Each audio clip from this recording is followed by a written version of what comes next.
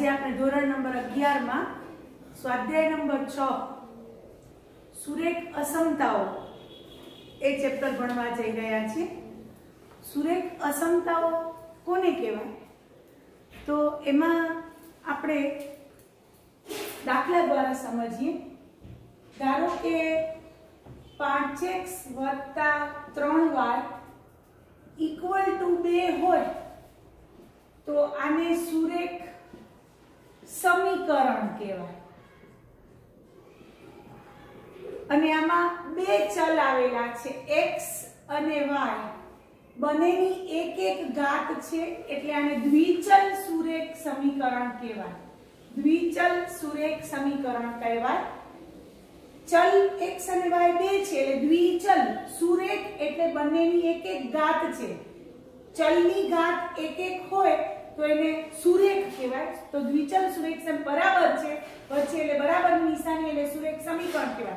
પણ અહીંયા જ ધારો કે વચ્ચે <2 હોય અથવા 5x + 3y > 2 હોય તો આ સુરેખ ઇક્વલ ટુ પણ આવી શકે છે।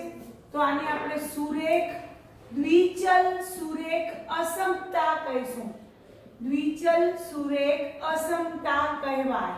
आमा बे चल आवेला छे x અને y बे चल छे बनेनी घात एक एक छे એટલે સુરેખ અસમતા અને વચ્ચે લેસ ધેન અથવા ગ્રેટર ધેન એવી નિશાની છે તો આને અસમતાની નિશાની કહેવાય। ઇક્વલ ટુ પણ ભેગા આવી શકે છે, ક્યારેક આવે ક્યારેક ન આવે તો આને આપણે સુરેખ અસમતાઓ તરીકે ઓળખીએ છીએ। આ ઇક્વલ ટુ વચ્ચે હોય ખાલી ઇક્વલ ટુ तो એને સમીકરણ સ્વરૂપે ઓળખીએ।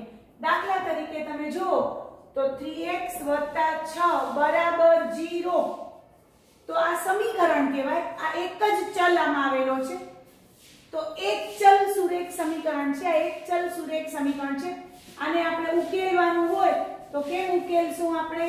તો 3x = -6 એટલે x = -2 તો આને સમીકરણ કહેવાય। વચ્ચે બરાબરની નિશાની હોય तो आने समीकरण कहेवाय। पण धारो के तमारी पासे वच्चे निशानी आवी छे 3x + 6 > 0 आवी रीते आप्युं छे उकेलो अने ज्यां तमने आप्युं छे x belongs to n तो तमारे आने उकेलवानी छे तो आने सुरेख असमता कहेवाय। आ सुरेख असमतामां एक चल छे અને એની એક જ ઘાત છે એટલે સુરેખ અસમતા તરીકે અને ગ્રેટર ધેન ની નિશાની છે। તો કરવાનું કઈ રીતે? તો આ ગ્રેટર ધેન છે તો 6 ને ઓ બાજુ તો લઈ જ જવાના।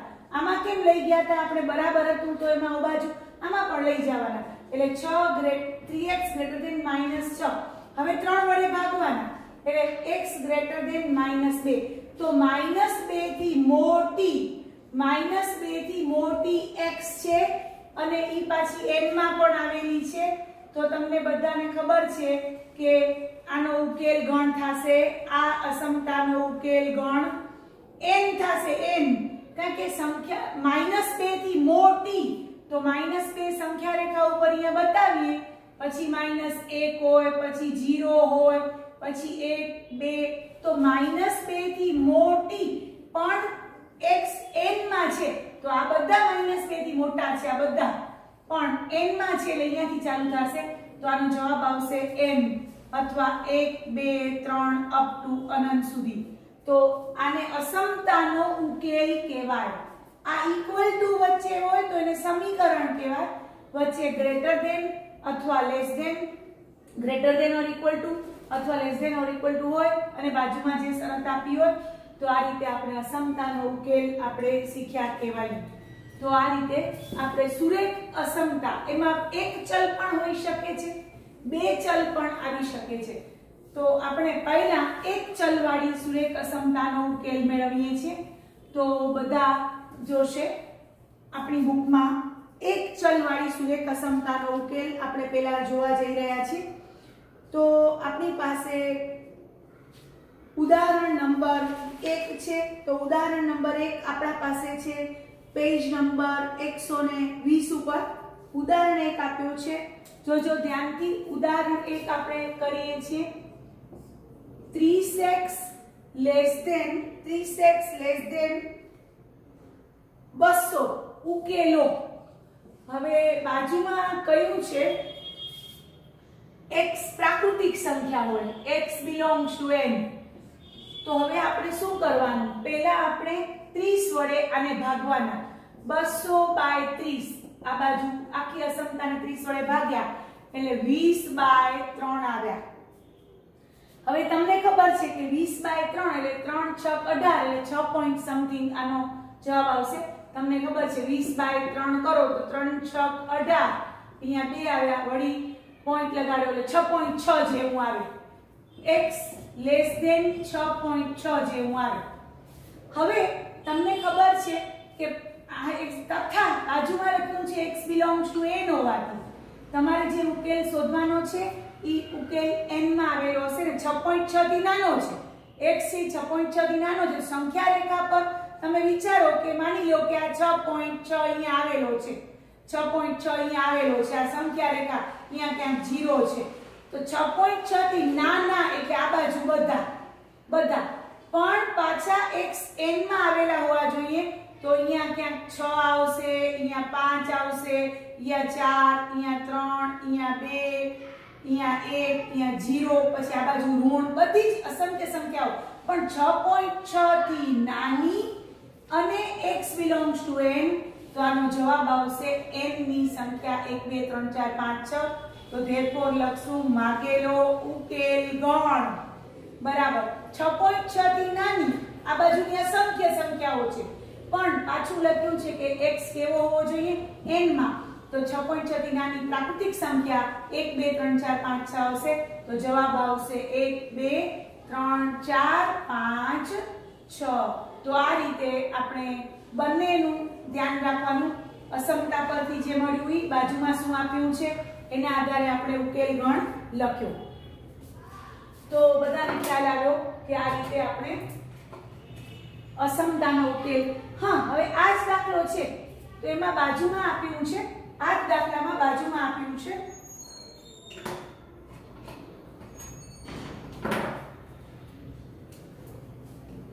પૂર્ણાંક સંખ્યા માટે x belongs to z આપ્યું છે, x belongs to z. તો શું જવાબ આવશે? તો તમે જોઈ લો કે તમારી પાસે x less than 6.6 તથા x belongs to z આપ્યા છે. શું આપ્યા છે?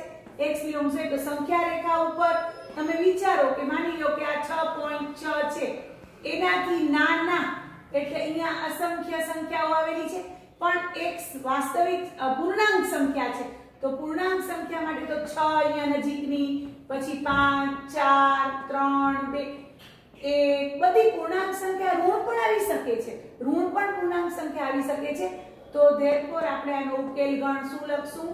ઉકેલ ગણ બરાબર આ બાજુ અસંખ્ય સંખ્યાઓ -2 -1 0 1 2 3 4 5 અને 6. અહીંયા 6 પાસે પૂર્ણાંકી આવી જશે કારણ કે 6.6 થી નાની પૂર્ણાંક સંખ્યાઓ લેવાની છે. પૂર્ણાંક સંખ્યાઓમાં ધન પૂર્ણાંક, ઋણ પૂર્ણાંક અને શૂન્ય પણ આવે છે. તો આ રીતે આપણે આનો જવાબ, જો અહીંયા ખાલી કેટલો ફેર હતો તો અહીંયા ફેર હતો આપણો x belongs to z.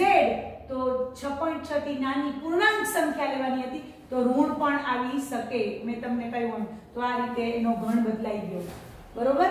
અને હજી હવે તમને આ દાખલામાં જ ધારો કે એમ આપ્યું હોય x belongs to r આપ્યું હોય તો તમારે 6.6 થી નાની વાસ્તવિક સંખ્યા અહીંયા ધ્યાન આપજો. તો માની લો કે આ 6.6 છે, આ 6.6 છે, એનાથી નાની વાસ્તવિક સંખ્યા એટલે બધું આવી જશે.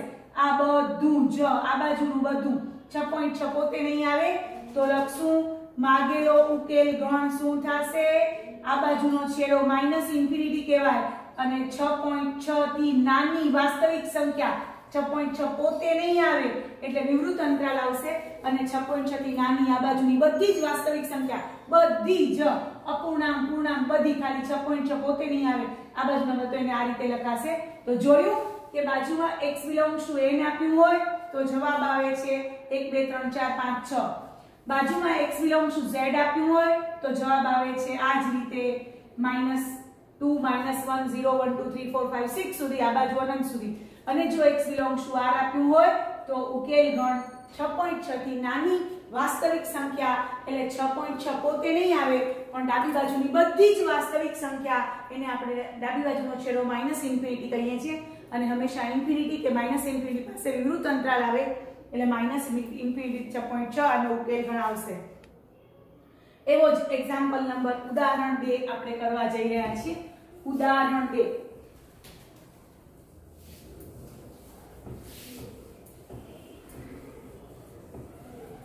ઉદાહરણ 2 આપણે કરીએ છીએ. ઉદાહરણ 2 ની રકમ છે પૂર્ણાંક સંખ્યા x માટે અને વાસ્તવિક સંખ્યા x માટે 5x - 3 લેસ ધેન 3x + 1 ઉકેલો.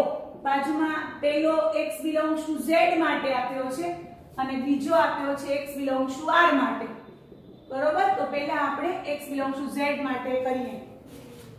તો તમને બધાને ખબર છે કે આ 3x ને આ બાજુ લઈ આવશું એટલે 5x - 3x -3 ને આમ લઈ જાશું એટલે 1 + 3 એટલે 2x <4 એટલે x <2 આવ્યા. હવે લખવાનું બાજુમાં તથા x બિલોંગ્સ ટુ z છે.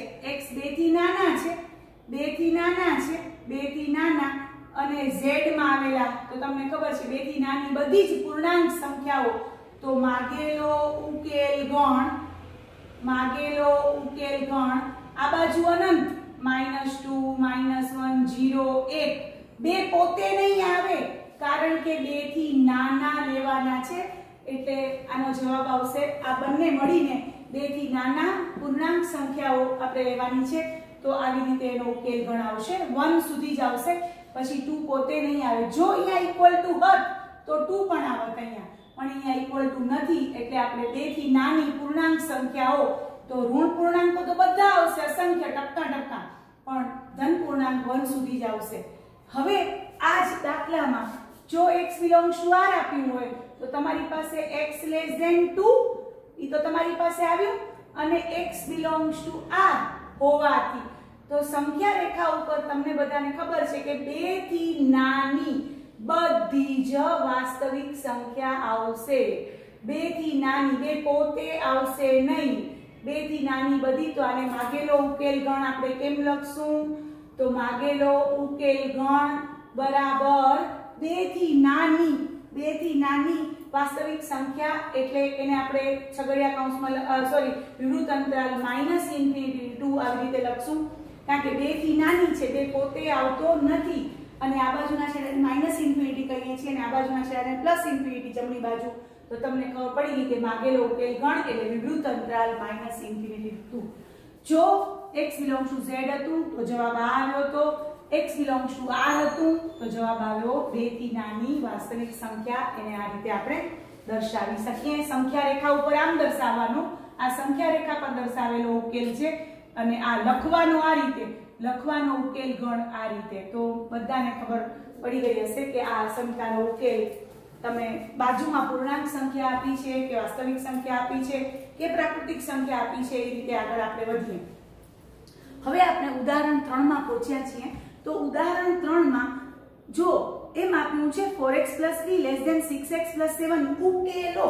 બાજુમાં કાંઈ જ નથી આપ્યું, નથી z નથી r તો આપણે r માટે ઉકેલવાનું. જ્યારે કાંઈ પણ બાજુમાં સૂચના ના આપી હોય તો આપણે r માટે જ ઉકેલશું. ઈ ખાસ યાદ રાખી લેજો. ઉદાહરણ 3 માં આપણી પાસે રકમ છે ઉદાહરણ 3 એમાં રકમ છે 4x + 3 < 6x + 7 4x + 3 < 6x + 7 ઉકેલો. ખાલી કોઈ બાજુમાં x બિલોંગ્સ ટુ z કે x બિલોંગ્સ ટુ r કે કાંઈ આપ્યું નથી તો જ્યારે કાંઈ ના આપ્યું હોય તો r માં ઉકેલ આપણે મેળવવાનો છે અને એ લોકોએ કહ્યું હોય સંખ્યા રેખા પર દર્શાવો તો દર્શાવવાનો, ઉકેલો તો ઉકેલ ગણ જ મેળવવાનો આપણે રહેશે. તો આપણે આ 6x આ બાજુ મોટા છે ને તો 4x ને આ બાજુ લઈ જઈએ, 7 ને આ બાજુ લઈ આવીએ. 3 - 7 < 6x - 4x એટલે -4 < 2x. એટલે હવે આપણે સરળતા ખાતર 2x પહેલા લખીએ, આ બાજુની નિશાની ગ્રેટર ધેન ની છે ઈ અને -4. હવે x માં તમને ખબર છે કે 2 વડે આપણે ભાગવાનું છે, તો કોઈ પણ અસમતાને જ્યારે ધન સંખ્યા વડે ભાગીએ અથવા ગુણીએ તો અસમતામાં કોઈ ફેરફાર થાય નહીં, પણ જો ઋણ સંખ્યા વડે ગુણીએ અથવા ભાગીએ તો ફેરફાર થાય। તો હવે x -2 આ ઉકેલ આવ્યો અને તમે એનો માગેલ ઉકેલ ગણ લખવો હોય, માગેલ ઉકેલ ગણ તો ઈ આવશે -2 થી મોટી વાસ્તવિક સંખ્યા એટલે વિવૃત અંતરાલ -2 થી ઇન્ફિનિટી આવશે। -2 અને બતાવવું હોય, સંખ્યા રેખા પર બતાવવું હોય તો -2 આયરા પોતે અને એનાથી મોટી એટલે આ બધી જ વાસ્તવિક સંખ્યા એમાં આવશે, આ બધી જ વાસ્તવિક સંખ્યા એમાં આવશે, બરોબર। તો બધા ખાસ ધ્યાન રાખશે અને આ ગણ છે ઈ આ ગણ બતાવે છે જેમાં -2 પોતે આવેલી નથી। તો હા, તમે એક વસ્તુ યાદ રાખજો બધા જ વિદ્યાર્થીઓ કે જ્યારે કોઈ પણ અસમતાને આપણે ઋણ સંખ્યા વડે ગુણીએ અથવા ભાગીએ, ઋણ સંખ્યા વડે ગુણીએ અથવા ભાગીએ તો અસમતાનું ચિહ્ન બદલાઈ જાય, ગ્રેટર ધેન હોય તો લેસ ધેન થઈ જાય, લેસ ધેન હોય તો ગ્રેટર ધેન થઈ જાય, પણ ઋણ સંખ્યા ઉમેરીએ કે બાદ કરીએ તો અસમતાના ચિહ્નમાં કોઈ ફેરફાર નહીં થાય। યાદ રાખજો બધા જ વિદ્યાર્થીઓ લખશે નોંધ કરીને, અસમતાને ઋણ સંખ્યા વડે, કોઈ પણ અસમતાને ઋણ સંખ્યા વડે ગુણતા કે ભાગતા અસમતાની નિશાની બદલાઈ જશે, ગ્રેટર ધેન હશે તો લેસ ધેન થઈ જશે, લેસ ધેન હશે તો ગ્રેટર ધેન થઈ જશે। ઋણ સંખ્યા વડે ગુણતા કે ભાગતા તમે ઉમેરશો કે બાદ કરશો તો કાંઈ ફેર નહીં પડે, ઋણ સંખ્યા તમે ઉમેરશો અથવા ઋણ સંખ્યા તમે બાદ કરશો તો કોઈ જ ફેર નહીં પડે, અસમતા ઈ નહીં રહેશે, પણ ખાલી ગુણતા કે ભાગતામાં અસમતાની નિશાની બદલાઈ જશે, ગ્રેટર ધેન હશે તો લેસ ધેન થઈ જશે, લેસ ધેન હશે તો ગ્રેટર ધેન। હજી એવો દાખલો આપણા પાસે આવ્યો નથી પણ આવશે તો હું તમને કહીશ। હવે આપણે પહોંચ્યા છે ઉદાહરણ નંબર 4 એટલે એ એક્ઝામ્પલ જોજો કેવો છે, ઉદાહરણ 4 કરવા જઈ રહ્યા છીએ।